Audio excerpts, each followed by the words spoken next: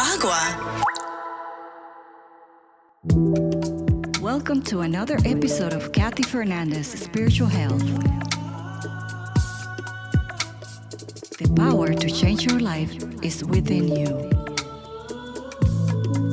You just have to believe it.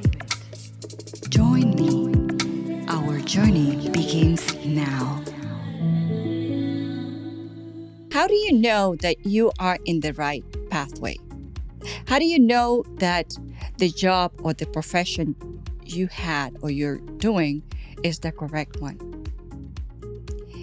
Have you ever felt like that you go in life just in circles and you don't know sometimes what kind of direction do you have? Sometimes you have chosen a job just because it pays your rent, but that's not really what you want to do. How do you know that you are in the right pathway or that your life has purpose? The famous life purpose. Hi, I'm Cathy, and welcome to this episode of Spiritual Health. I have a friend, he was from France, and he came from a Jewish family, and his dad was a very well-known businessman.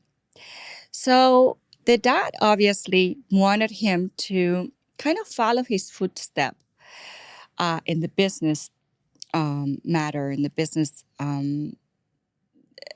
pathways. But he had another mind. His mind, he had another thought. He didn't want to become no entrepreneur. He had a passion for cars. So he wanted to study to become a mechanic from, like automobile mechanic. But when he came to his dad and talked to him about this, the dad thought he was going to go crazy. He's like, "Are you crazy? Are you out of your mind? Why do you want to be home every day of your life full of oil? That's not a prestige profession. That's not a career. Anybody can do mechanic. And that's not a real job. I would like you to study something better." But you know what? Even though he was really mad at him, at the end, when my friend talked to him and says, "Dad, you know what? This is what I really, really, really want. This is what I liked.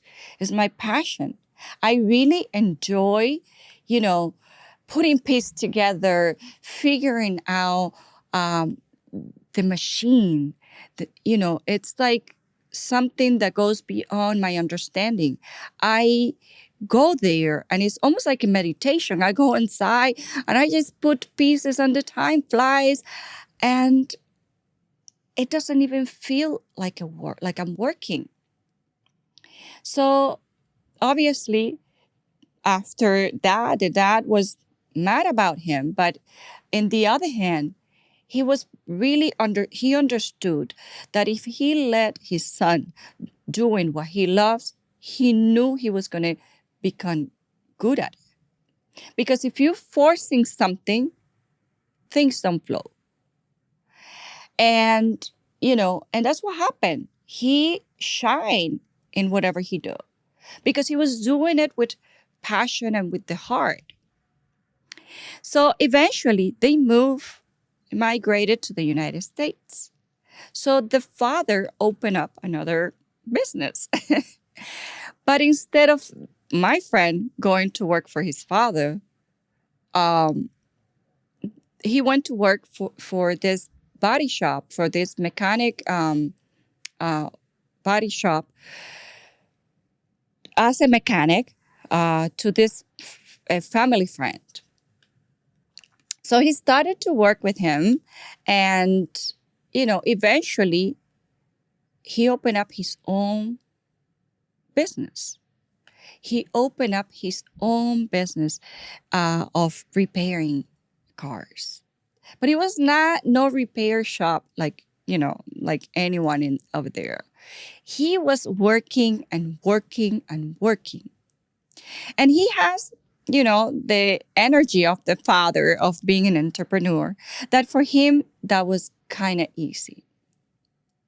It was, I would say, in his DNA to become an entrepreneur, even though he likes mechanic. But my point is, when you actually work what you or you do what you love to do, you know, that's your you activate your talent. And that's what he did. And not only he became successful in what he was doing, but he also have employees that were happy because he treated everybody like, like he was part of the crew. He didn't do, like sit in the office and say, oh no, you guys do the work because now I'm the owner. No. Every single day, and he had it for more than 18 years, this job. Um, every single day he goes to work like any other mechanic. He's no different. But he takes proud. It's almost like a doctor. He takes proud if it's you know, it could be something simple, the brakes, or something more complicated. He does take pride of everything. It's like a son. He say, you know what? To me, it's like making surgery, doing surgery. And it's very reputable.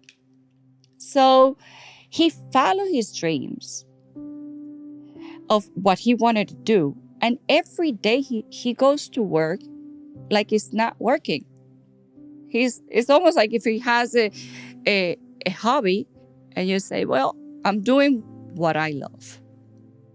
And when you do what you love, it doesn't feel like work.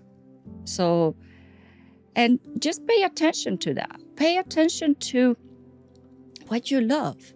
Do you really like what you're doing? Think about it.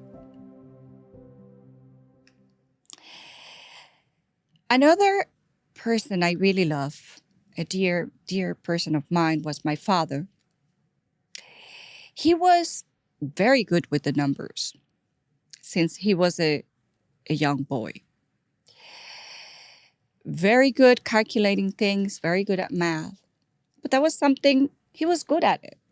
He wasn't, he didn't finish college because he had to work from an young age. Eventually he did, but from a young age, he did not finish college because he had to work to help my grandmother, who was a single parent. And he needed it to help her with the little, the siblings. So he started to work in this company, and this company that makes salamis and cheeses and this kind of thing. And he was in the department of supply, like just moving supplies from, the warehouse. But he was good at calculating the amount of supply from his head. Like he would just see it and then the department of accounting, the guy that he was in charge at that time, he noticed that. And he was like, oh my God, you're really good with numbers. And he's like, well, yeah, it's something, I just do it. I know how to do it. So he started taking my father to the office to help him. So he will give him little jobs and things like that. And he literally became like the head of accounting on, the accounting department in this company. So, and he has no formal training or anything. It was just something he do naturally. Eventually, was recommended to work at the government bank. Somebody came and he noticed that he was so good with numbers that he just entered to work to the agriculture bank. That's what they call it. It is a bank that is in charge of anything agriculture in the country. So not only that he become like like general. It's, I would say, I don't know how to say it, but it's like almost something close to CEO, but they have another name back in his country. And he became the principal inspector of control of everything in the whole country. And obviously, eventually, he finished his career to have just the bachelor's in the title, but it was something natural. And at this time, there was no computers. The calculators, remember, they were like really old fashioned. So most of calculation were done by the head and with a pencil. And until he retires. And I remember even when he retired, people calling him from the bank to solve problems that they couldn't figure it out because the computer, they just started doing computer stuff, and anything that needed it to be, reassess and recalculate and reevaluate, they would call my father. Another thing he had was he had a passion for singing. And that was when he was young too, that he participated in different festivals, he won prizes for this, but because he needed it to work, he never continued or pursued this passion of him. And what happened was when he retired from work from the bank, he didn't know what to do with himself. And, even if he would have to sing in karaoke, it doesn't matter. If he would have kept that alive, his life would have more meaning. Even though he was doing he was using his talent, like using the numbers and the math and whatever, but his creative side kind of got pushed away. And when you push your creative side away, you kind of like don't let yourself shine, because that's part of your spiritual talent. Acting or using anything creative, not only would it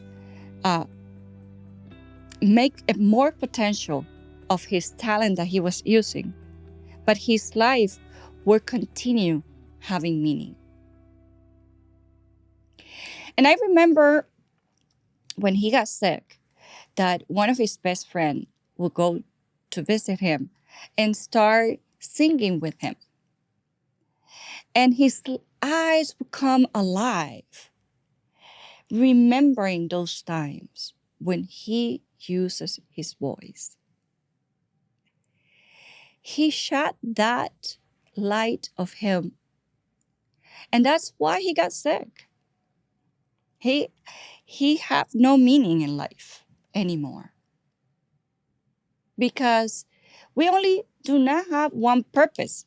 We have many purposes, many venues that we can experience life through. And when you lose the enthusiasm, you lose your light, you lose your north. And it's like you become numb. And life is going to be like you're just going to work to survive. You turn yourself into your career, and that's not living. You're not what you do. Remember that. You're here to experience, and to experience through your talents, that's living. So, and many people ask me, well, Cathy, how do I know that I'm in my life purpose? How do I know that I'm in the correct pathway? Well, first of all, when you're a kid, that's like the clue. Kids, when you pay attention to a kid and you know they're good at something or they like something so much, you have to work on that. If you're the parent, encourage that kid to do more of that. If the kid likes to dance, encourage it to dance more. Take it to classes, dance classes. If they like a sport, any activity that that caught your mind, that fills your heart, that's part of your talents. And it doesn't matter if your parents kind of closed that for you when you were a kid. Today you have a choice. You have a choice of choose or work from your talent.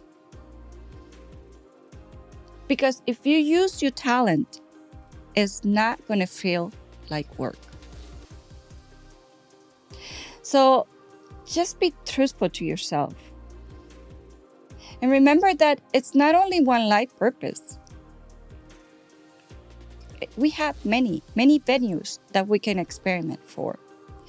But one of the things it's going to help you develop your talents is art, is creativity. Because when you use that part of the brain that is creative, you use your intuition. And your intuition will connect you to your spiritual talents. You have to feel that. Feel it in your heart. Feel it inside you and let it shine. The right pathway is the one that makes you happy. It's the pathway that is going to illuminate your life. So don't think that there's light at the end of the tunnel.